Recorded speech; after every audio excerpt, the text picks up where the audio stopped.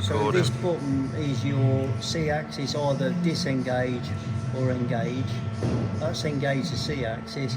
Once the C-axis is engaged, you can reference it by going into reference return and then using that button to reference it, which it won't move because it's actually there.